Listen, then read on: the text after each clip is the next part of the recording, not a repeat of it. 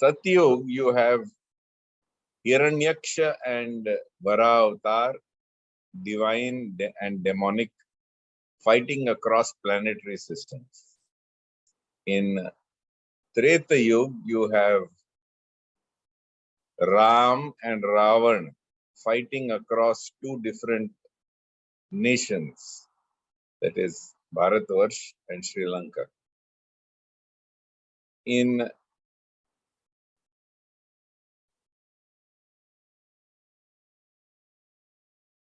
Dwapar Yuga, you have Krishna and Kamsa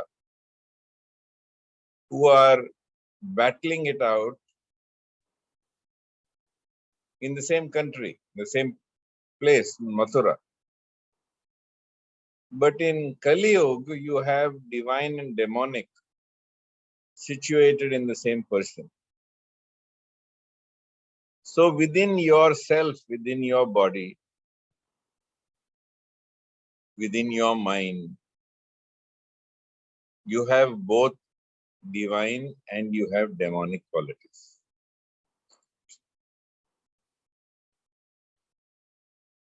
And this divine and demonic qualities are also at war with each other within yourself. So that you may understand what are the demonic qualities and you may understand what are the divine qualities, so that you may favor the divine qualities and you may avoid or shun or eschew or reject the demonic qualities. Krishna describes the demonic and divine natures within this 16th chapter of the Bhagavad Gita. And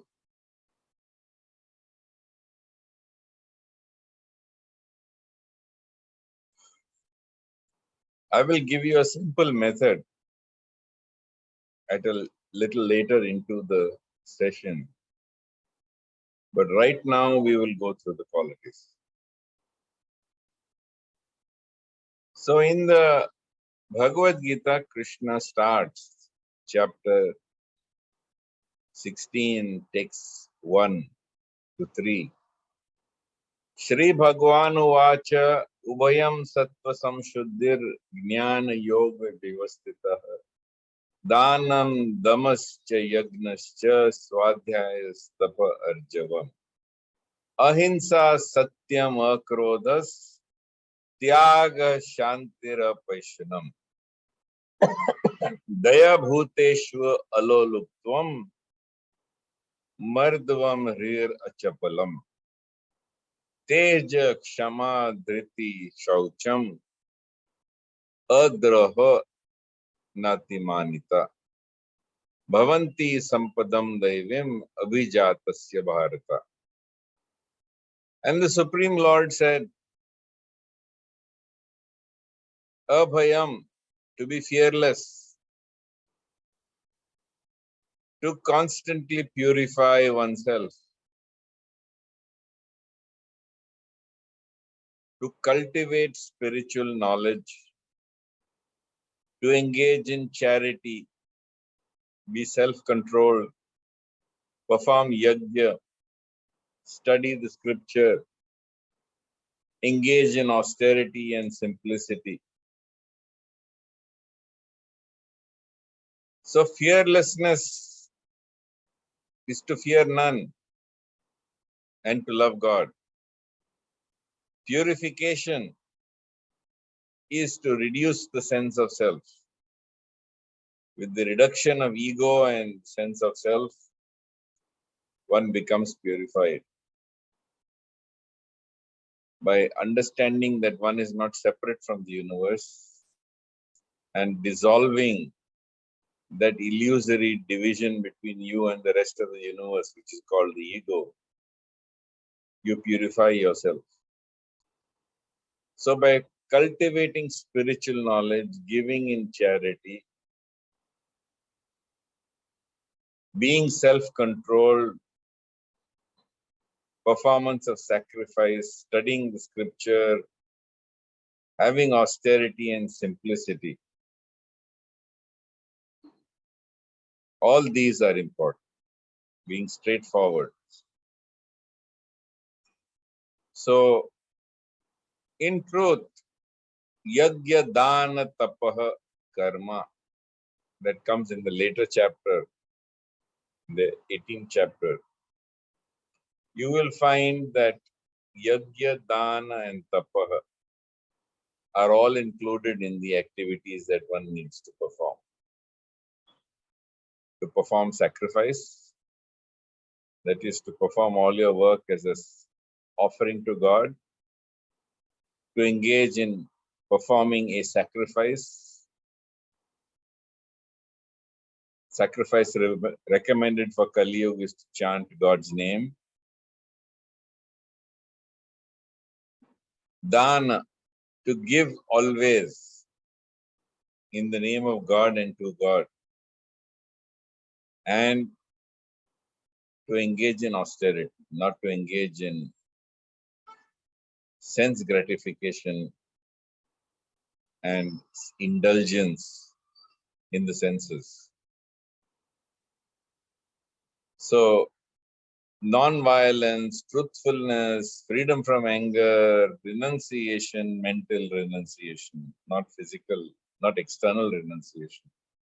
Tranquility, aversion to fault finding, compassion, freedom from trying to covet anything, being gentle and modest, to have steady determination, to have vigor and forgiveness and fortitude and cleanliness. So you might think that this is the list, and therefore I should learn this list very well. Well, I'm going to tell you something which is very, very simple. You want to acquire all these good qualities? All these good qualities are attained simply by reducing your sense of self, by remembering God and forgetting self. With the remembrance of God and the forgetfulness of self, all good qualities will arise within you. You don't need to take a list of good qualities. You don't need to tick off check boxes one by one. Do I have this? Have I done that? Do I have this? Do I do that? Very simply, if you remember God and forget self, all good qualities will appear within you. And all these good qualities will not require any independent, separate effort, even to remember them. On the other hand, in text 4, Krishna comes to the description or the beginning of the description of demonic qualities. He says, Dambo darpo abhimanascha krodha paryusham evacha ajnanam chabhijatasya partha sampadam asurim. Arrogance, pride, conceit, anger, harshness, ignorance. These qualities all are born of the demonic nature. Now, if you look at the qualities of the divine and you look at the qualities of the demonic, the simplest way to remember that is all demonic qualities are born of ahankar. They are all born out of misidentification with Prakriti. All divine qualities are the result of identification with the divine. All demonic qualities are the result of identification with Prakriti, with ego, with ahankar, with sense of self.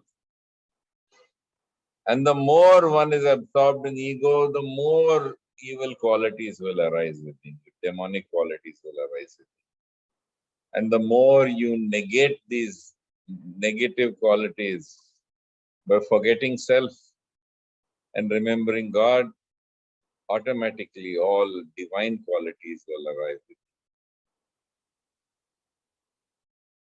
And Krishna explains, Daivi Sampad Vimokshaya Dibandha Yasuri Mata Ma Sucha Sampadam Daivim Abhijato Siyasi Pandava. Transcendental qualities are conducive for liberation, whereas demonic qualities make for bondage. Do not worry, O son of Pandu. Through many lifetimes of cultivation, you, Pandu, are born with divine qualities. So everyone doesn't start at the same level. The efforts you have put in previous lives creates your persona today. Your psyche, your subtle body is the result not only of all the efforts you have put in for purification in this life, they're also the result of the purification that you've put in previous lives. And thus, Krishna points out to Arjuna that don't worry, you already have these divine qualities.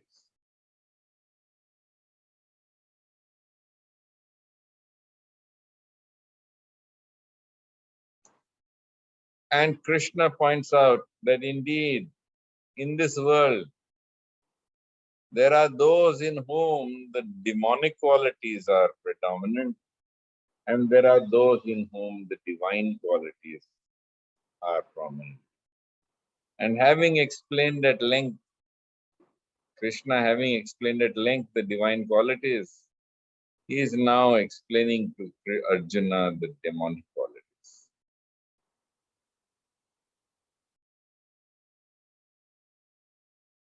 You must also understand that when Krishna describes the demonic qualities, not only is he advising us to shun those qualities in ourselves, but he is also indirectly refuting other prevalent philosophies of that day. Those philosophies that were opposed to theism, those philosophies that are opposed to the Vedas. So the non-Vedic philosophies, which were essentially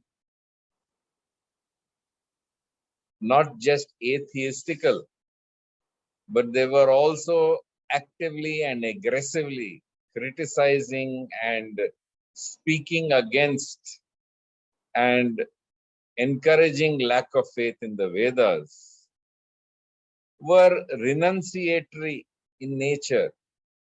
They were atheistical in nature. They did not believe in God. They did not believe in the Vedas.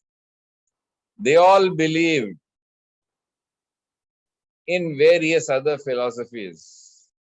And essential belief was in the law of karma, renunciation of the world externally. So these philosophies were known as Shramana philosophies. And these Shramana philosophies today have evolved into Buddhism and Jainism. So Krishna here actually describes and rejects these philosophies. He says, pravrittim cha nivrittim cha jana na vidurasuraha na saucham na cha chacharo na satyam teshu vidyate. So Krishna explains that these are people who do not know what is to be done and do not know what is not to be done. Neither cleanliness nor proper behavior nor truth is found in them. This is the characteristic of those people who do not follow Shastra, those who do not follow scripture. They do not believe in Vedas, they do not believe in scriptures of Vedic origin or in the tradition of the Vedas. And because they do not believe in the Vedas, they don't know what is to be done, they don't know what is not to be done. It also points out to the Shramana philosophies, which I said came to eventually become today Buddhism and Jainism, because they rejected those Vedas. They don't know what is to be done, what is not to be done. Neither cleanliness, nor proper behavior, nor truth, Krishna says, is found in them.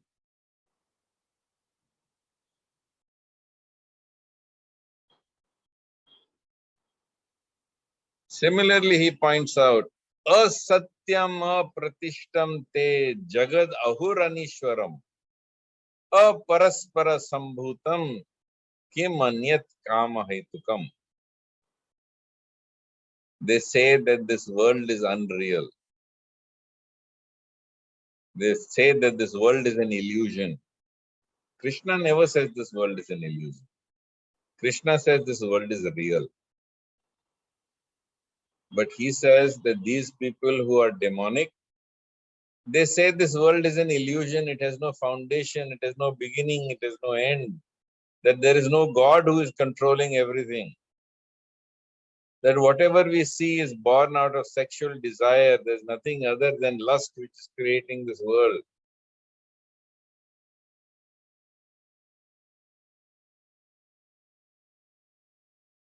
Etam drishtim avashtabhya nashtatmano alpa buddhaya prabhavantya ugra karmana shaya jagato hitaha. With these conclusions, they are lost to themselves, they have no intelligence, they engage in horrible works which ultimately go on to destroy the world. Atheistical people, beware, Krishna says. People who have no faith in the scripture, beware. These are people who one cannot trust, and because they are eventually acting for their own illusion of the separate self, they will ultimately lead to the destruction of people around them and the world eventually. Kamamya ashritya dushpuram dambamana madanvitaha mohad grihit vasad graham pravartante asuchi vrataha. The demonic take shelter of insatiable lust, insatiable pride, insatiable false prestige, and being full of illusion, engage in unclean works, they are attracted by the impermanent. So the activities they engage in are unclean. They will eat products of violence, they will consume intoxicants, they will engage in illicit sexual activities, they will engage in gambling, they will be full of desire, full of pride, full of trying to maintain their social status. And what happens to them as consequence? As a consequence, they live hell on this earth. And Krishna explains in text 11 and 12, what is this hell that they live in? Because their fears and anxieties are immeasurable. And chintam aparimeyam che pralayantam upashritah, they take shelter of sense gratification as the highest goal in life. And because they've taken that, their life is filled with fears and anxieties. Asha pasha shatair baddha kama krodha parayanaha ihante kama bhogartham anya yena artha sanchayan. So they are filled with hopes, and each hope that they have is like a noose around their neck, full of desires, full of anger when they don't get their desires. They take shelter of their desires and their anger. And then situated, in fact, with the desire for lust and enjoyment, they accumulate wealth, illegally for their own sense gratification. Look in the world and you will see how people try to accumulate wealth. And these people who try to accumulate wealth are accumulating wealth by all illegal means, by running scams, by doing everything possible to create wealth for themselves at the cost of others, without engaging in any real work. So all this Krishna explains.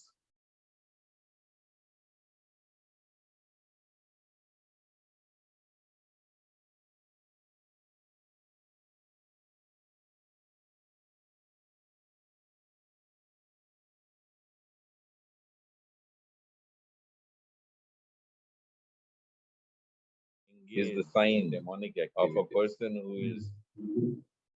What is their mentality? How do they think? And they think, so much wealth I have today and I will gain so much more according to my schemes. So much is mine now and I will increase in the future more and more. This is my enemy, I have killed him. My other enemy will also be killed. I am the Lord of everything. I am the enjoyer. I am the perfect, powerful and happy. I am the richest man, surrounded by aristocratic relatives. There is none so powerful and as happy as I am. Of course, I will perform some yajna. I will give some charity, and thus I shall rejoice. In such a way, persons are deluded by ignorance. Idam adya maya labdham imam prapshasya manoratham. Idam ashtidam api me bhavishyati punardhanam. Asav maya hata shrut satrur. Hanishye cha param api. Ishvaro aham. This is the attitude. I am God. Who is God? There's no God. I am the God. I am the controller. I am the Lord. I am perfect.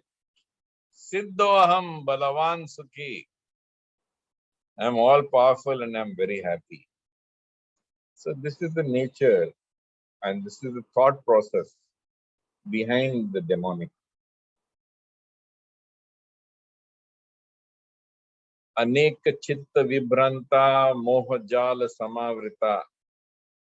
Prasakta kama bhogeshu patanti narake asucho. Perplexed by various anxieties, bound by network of illusions, one becomes so strongly attached to enjoyment in this world and falls down into hell. So as long as you have desires for the world, so long you will be full of anxiety. The minute you give up desires of the world, automatically all your anxiety, all your depression will vanish.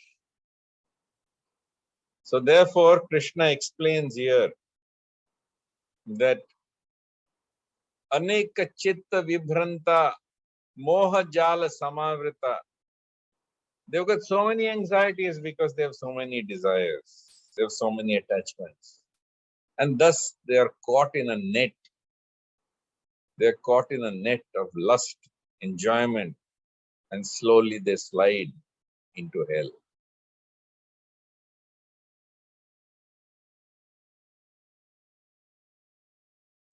So they are always arrogant, always impudent and rude. They are deluded by false wealth because it's temporary, and false ego and false prestige. They may pretend to be religious, they may pretend to be spiritual, they may pretend to perform yajna, but all these are not necessarily performed according to rules or regulations.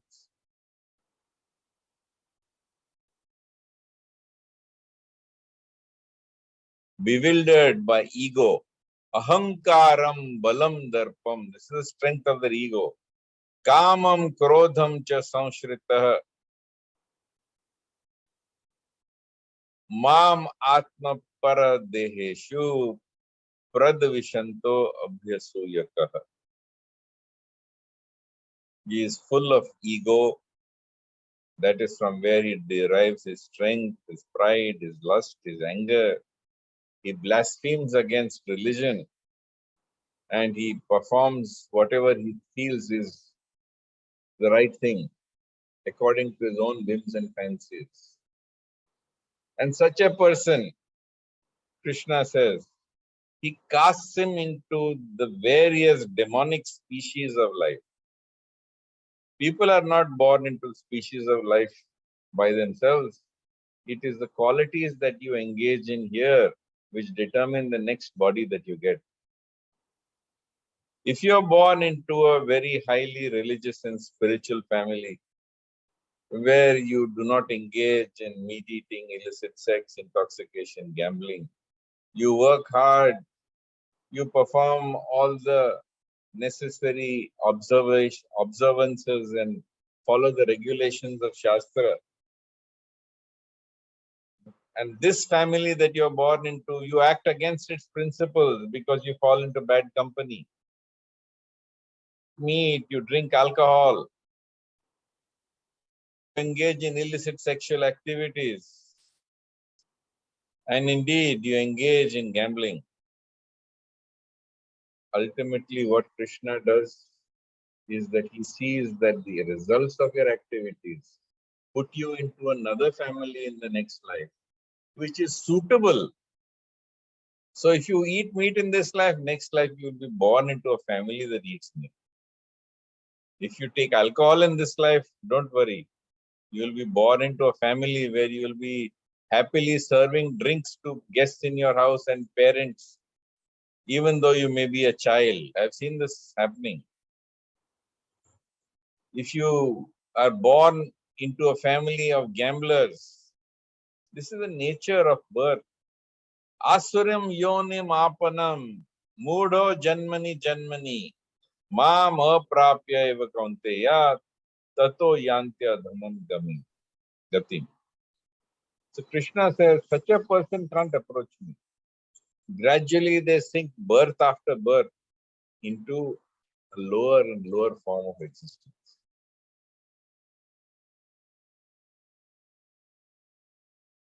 So there are three gates that lead to hell. We should all recognize these three gates. And these three gates that lead to hell are open to all of us. Lust, anger, and greed. When you have lust, you begin the process. When that lust is frustrated, you become angry. When that lust is fulfilled, you become greedy. So lust, anger, and greed, they lead to the degradation of the soul, Krishna says. And since it leads to degradation of the soul, be careful, my friends, to avoid all of these. And if you have escaped these three gates of hell, lust, anger, and greed, if you engage in acts conducive to self-realization, you will gradually attain the supreme destination at the feet of the Lord. So in short, you must have respect for the scriptures, for the Vedas and scriptures that are in following the Vedic traditions. Ya Shastra Vidyam Utsrijaya Vartate Kamakarata Nasa Siddhim Avapnoti Nasukam Naparamgati. One who disregards the injunctions of the scriptures and acts according to his own whim and fancy, he neither attains perfection, happiness, nor does he attain the supreme destination. Therefore, Krishna says, you should understand what is your duty and what is not your duty by following the Shastra. And knowing such rules and regulations, you should act so that you may be gradually elevated. Tasmat Shastram Pramanam Te Karya Karya Vyavastitau.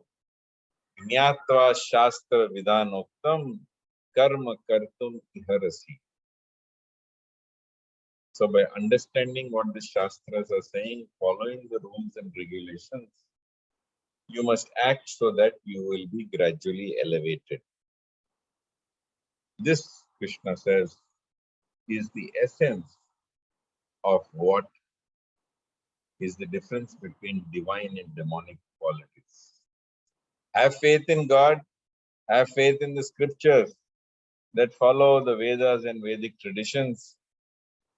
Indeed, perform yajna, dana, tapah, and most important, remember God and forget yourself. Activities that diminish your sense of self, your ego, your ahankara, which decrease your desires. Santushta satatam yogi yatatma dhriyaya. Mai arpita mano buddhir yomad bhaktaha same priya. So be content mentally, but be very aggressively active in performing your duty physically. So act within the world, fulfill your obligations, all of them as Om Tat Sat, as an offering to God.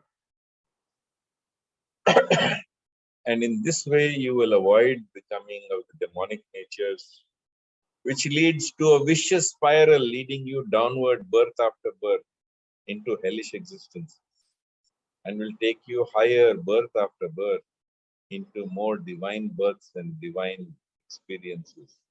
And eventually, by surrender to God, you will return to Him in peace, perfection. You will attain the final destination. So I'll pause now. If there's anyone who has any questions, please feel free to answer. Yes, good morning. Can you hear me? Yes. Okay. One of the questions that we have, in fact, I think you might be able to read as well. It's on the Zoom chat. Are you able to read it, or should I read it out to you? The entire question. 1 minute.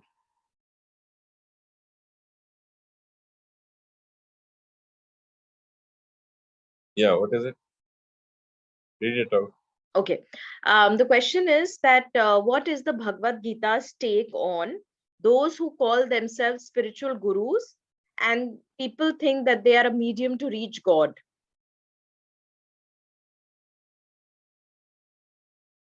See, the unfortunate thing about Kali Yuga is that the only fortunate thing also, the only guide is the scripture, and the only incarnation is the name of God. Nobody needs to call himself a spiritual guru, right? You should work out for yourself your own salvation.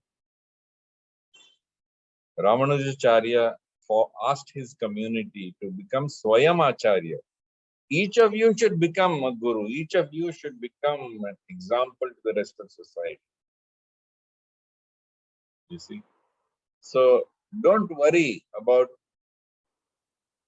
the real guru is seated in your heart. And because the real guru is seated in your heart, he will guide you. He will illuminate you. When you hear what is right, what is true, then that guru in your heart will echo what is said by telling you, yes, what he's saying is true. Krishna says, Tesham satatam yuktanam bhajatam piriti purvakam dadami buddhi yogam tam yena mam upayanti te. For one who's constantly engaged in trying to worship me, I give him that intelligence by which to come to me. Tesham evanu kampartham aham jnana jamtamah nashami atma bhavasto jnana deepena basata. Seated in his heart with the shining lamp of knowledge, I destroy the darkness born out of ignorance. So God is in your heart. He is the real Guru. It's called Chaitya Guru. And this Guru will guide you onwards towards your destiny. All external Gurus are only sounding posts. Only when they echo within your heart, then you can accept somebody as a teacher. If what they are saying doesn't echo in your heart, don't follow them. That includes myself. Yes. Another question we have, Dr. Shantanu, is that how can one keep their demonic nature in check? Because you said that, we are a mix of both demonic and the divine. So how can one really keep their demonic nature under check? Is it up to us? I've said that already. Remember God and forget self. To remember God and forget self, perform all your duties and activities in a spirit of sacrifice to that all-pervading God. Yatah pravritir bhutanam yena sarvam idam tatam swakarmana abhyarchaya siddhim vindati manavaha. By performing your God-given duties in a spirit of sacrifice to that all-pervading Lord, you will attain perfection. All activities with the idea, Om Tat Sat, this is for you, my Lord. And second, chant the holy name. These two, this combination of two activities, fulfilling every single duty and obligation you have in the world in a spirit of sacrifice, and to chant his name when you are otherwise unengaged. This is the way by which all demonic qualities will be dispelled and all divine qualities will begin to emerge from you. Dr. Shantanu, another question that I wanted to ask is that is this balance important in the sense, can someone be completely demon or can someone be completely divine? Because humans, as we talk or in colloquial language, we say they're gray. They're not black, they're not white. So is this balance important, in this world? See, in one sense, you have to, be charitable towards people. They say, when you look at a person who is wicked, wretched, evil, you say, there, but for the grace of God go I. If I didn't have the grace of God, I would be like him. So therefore, it's very important to be charitable, even towards those who are evil. But it doesn't mean that we should be naive. It doesn't mean that we should be foolish and that we should allow ourselves to be overwhelmed by those who are evil, by those who are egotistical, by those who are carrying disturbed minds, who are constantly seeking to expand their sense gratification, who are constantly seeking to expand their possessions and their power. We should be aware of them. We should not disturb their minds, but we should keep away from them. We should avoid dealing with them. We should not vote them into power. We should not make things simple for them, but we should not upset them either.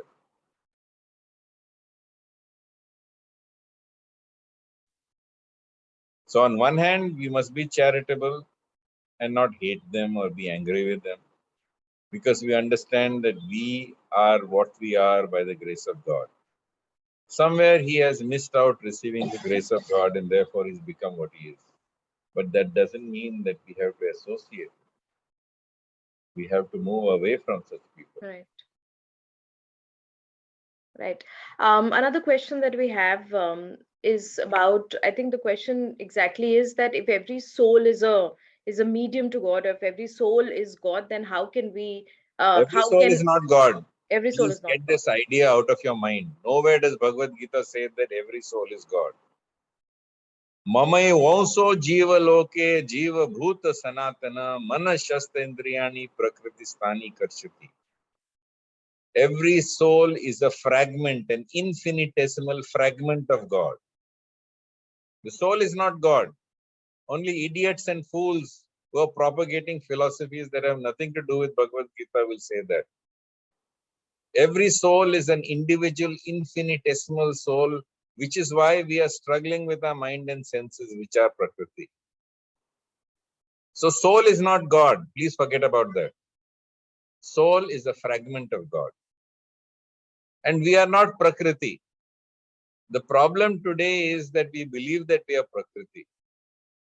Those in whom Tamagun and Rajagun in their Prakriti is dominant and constantly encouraged, such people are demonic. Those in whom the Sattva Gun in their Prakriti is constantly encouraged, such people are divine.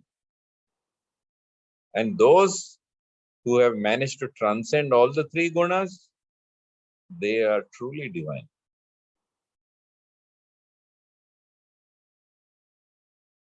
Another question that we have, Dr. Shantanu, is what are the qualities of a divine person? How do we recognize a divine person? The divine person is a nobody who does nothing. And those qualities are described throughout in my lectures where I have discussed what is a Jivan Mukta. That is a divine person. So please go back and hear all the lectures from Sthita Prajna onwards to that part which is about becoming gunatit. And the descriptions of that divine person will be found in all of these. Right. Great. Thank you. I'd like to reiterate to your audience that, a lot of us, a lot of the questions that come to us in individual sessions are actually not related to the session, but previous session, as Dr. Shantanu just told us. So even, this week we have a question on karma. So I would strongly advise our audience and viewers to go back to the, all the videos, starting from the first video. You can see all the videos on the Facebook page of speakingtree.in. Just click on videos and you'll see all the videos. So please go back to the video on karma, and you will get all your answers there. For this week's, every individual week, please stick to the questions related to that session, and we'll be happy to answer any offline queries, or we can recommend you the relevant session. Thank you so much, Dr. Shantanu. If you want to add something to the session, please go ahead. We've still got some time. Yeah, so next time, I'm going to cover the subject of, can we worship any god? Are all gods equal? Is there any harm in worshipping any god and every god? Or should we worship Krishna? So this is covered in the Bhagavad Gita, and very few people teach it or emphasize it. So I'm going to explain this to you in great detail with further background from other scriptures, and you will find it of interest, because this is a view that most people take. See, the truth is that people want to take a little bit of this and a little bit of that and a little bit of this and a little bit of that, consider themselves liberal because they're consuming a spiritual bhelpuri. There is no bhelpuri in spiritual life, right? And you will understand that in next time session. Thank you. Okay, great. Thank you so much, Dr. Shantanu. Looking forward to the next session. Thank you all for watching. Hare Krishna, Hare Hare Om. Krishna, Hare Om, Jai Thank you. Shri Krishna. Have a great day. Thank you.